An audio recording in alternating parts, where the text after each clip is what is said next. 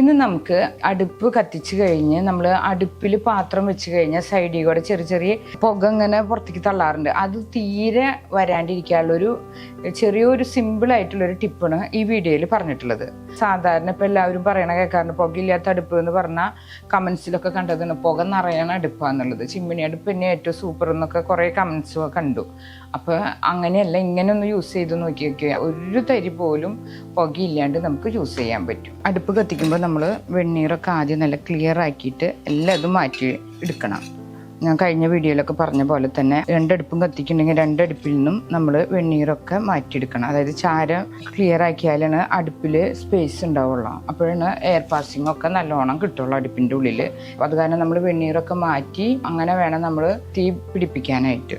പോക്കുഴൽ വൃത്തിയാക്കുമ്പോൾ നമ്മൾ ഈ ഒരു ഹോൾസികോടിയാണ് വെണ്ണീറൊക്കെ നമ്മൾ എടുക്കാറ്. ഈ ഒരു ഹോൾസികോട് തന്നെയാണ് ഞാൻ പേപ്പർ വെച്ച് കത്തിക്കുമ്പോൾ ജസ്റ്റ് നമ്മുടെ പോക്കുഴലൊക്കെ നല്ല ഹീറ്റായി അതിലത്തെ തണുത്ത വായുവൊക്കെ പുറത്തേക്ക് പോയി പോക്കുഴൽ നല്ല ഹീറ്റാവും. അപ്പം ഒരു ശബ്ദം വരും. അതോടുകൂടി നമ്മുടെ അടുപ്പ് കത്തിക്കാൻ റെഡിയാവും. ആ ശബ്ദം വന്നതിന് ശേഷം മാത്രമേ ഞാൻ കത്തിക്കാറുള്ളൂ.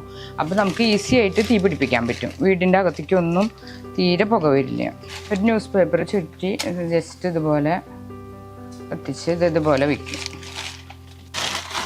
ഇതൊക്കെ കഴിഞ്ഞ 2 വീഡിയോയിലും ഞാൻ പറഞ്ഞിട്ടുണ്ട്. അപ്പോൾ ഇത് ജസ്റ്റ് ഇത് സ്റ്റാർട്ട് ചെയ്യുമ്പോൾ ഒന്ന് വെച്ചു എന്നുള്ളതുപോലെ.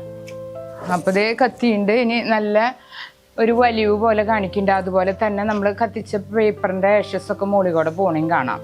ഇനി നമുക്ക് അടുപ്പ് കത്തിച്ച പെട്ടെന്നാവും. ഈ അടുപ്പ് ഞാൻ കുറേ കാലമായിട്ട് ഉപയോഗിക്കുന്നതാണ്. 10-15 കൊല്ലത്തിൻ്റെ മേലെയായിട്ട് സ്ഥിരമായിട്ട് അടുപ്പ് ഉപയോഗിക്കുന്നതാണ്. പുക വരാണ്ട് എളുപ്പത്തിൽ തീ പിടിപ്പിക്കുക, അതുപോലെ തന്നെ തീരെ കരിയും പിടിപ്പിക്കാണ്ടിരിക്കുന്ന ടിപ്സൊക്കെയാണ് ഞാൻ ഈ വീഡിയോയിൽ പറഞ്ഞിട്ടുള്ളത്. ആ സ്റ്റാർട്ടിങ്ങിൽ അവിടെ കത്തിച്ചു. ഇനി നമുക്ക് കുറച്ച് ഓലപ്പൊടി വെച്ച് ഈ ഒരു തീയെ കത്തിക്കാം. കുത്തി നിറച്ച് വെക്കാണ്ട് നമ്മൾ ജസ്റ്റ് ലൂസായിട്ട് വേണം അങ്ങനെ അടുപ്പ് കത്തിക്കാനായിട്ട്. അപ്പോൾ 3 അടുപ്പാണ് നമ്മൾക്ക് ഇതിലുള്ളത്. ഒരു അടുപ്പ് ഇത് ജസ്റ്റ് ഇവിടെ വെച്ച് ഓട്ടോമാറ്റിക്കലി തിളയ്ക്കും. ഇവിടെ കത്തിക്കുമ്പോൾ ഞാൻ നേരത്തെ വീഡിയോയിലൊക്കെ പറഞ്ഞിട്ട് ഈ ബ്രിഡ്ജ് ഇവിടെ വെക്കണം. അതുപോലെ തന്നെ ഇവിടെ കത്തിക്കാന്ന് വെച്ചാൽ നമ്മൾ ഇവിടെ വെക്കണം. അങ്ങനെ രണ്ടും കൂടി കത്തിക്കാന്ന് വെച്ചാൽ നമുക്ക് ഈ ബ്രിഡ്ജ് മാറ്റി വെക്കാം. അപ്പം നമ്മൾ പാത്രങ്ങൾ വെച്ച് കഴിഞ്ഞാൽ നമുക്ക് വട്ടം അഡ്ജസ്റ്റ് ചെയ്യാൻ ഇങ്ങനെ ഒരു വട്ടുണ്ട്. അതിൽ വെച്ചിട്ട് നമുക്ക് വട്ടം കുറഞ്ഞതാണെന്ന് വെച്ചാൽ എത്ര ചെറിയ പാത്രവും നമുക്ക് ഇതിൽ വെക്കാൻ പറ്റും. ഇതിപ്പോൾ കറക്റ്റ് സൂട്ടാണ്. അല്ലെങ്കിൽ ഇത് വെച്ച് കഴിഞ്ഞിട്ട് ഇതുപോലത്തെ കലങ്ങളൊക്കെ ഇതിൽ വെക്കാൻ പറ്റും. ഈ ഒരു വട്ട് വെച്ച് കഴിഞ്ഞാൽ അടുപ്പിൽ സൂട്ടാവും.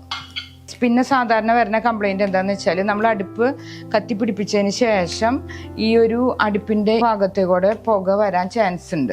അപ്പോൾ ആ ഒരു പുക എങ്ങനെ കൺട്രോൾ ചെയ്യാമെന്നാണ് ഇതിൽ പറയണത്. അതായത് ഇതൊരു ടിപ്പാണ്.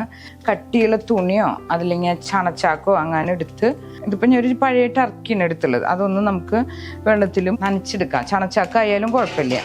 ഇതൊന്ന് മുക്കിയെടുത്ത് കണ്ട ഇതുപോലെ വെള്ളം പിടിക്കണ തുണി വേണം. അപ്പം നല്ല കട്ടിയിൽ തുണി എടുത്ത് എല്ലാ ഭാഗവും നനഞ്ഞ് വെള്ളം ഒന്ന് പിടിക്കണം. എന്നിട്ട് അതൊന്ന് പിഴിഞ്ഞ് കളഞ്ഞ് നനഞ്ഞിട്ടുള്ള തുണി ഉണ്ടാവില്ല, ഇങ്ങനെ ടർക്കി ആയ ഏറ്റവും ബെസ്റ്റ്. അത് നമ്മുടെ അടുപ്പിൻ്റെ ഈ ഒരു ഭാഗത്തേക്ക് നോക്കി വെക്കും. ഈ അടുപ്പിന് ചുറ്റോറ് ഇങ്ങനെ വെച്ച് കഴിഞ്ഞാൽ ഈ ഒരു വശത്ത് വരുന്ന പുക തീരെ വരില്ല. ഇതുപോലെ വെച്ചാൽ മതി. ഇങ്ങനെ ഒന്ന് യൂസ് ചെയ്ത് നോക്കി വെക്കുക. ഒരു തരി പോലും പുകയില്ലാണ്ട് നമുക്ക് യൂസ് ചെയ്യാൻ പറ്റും.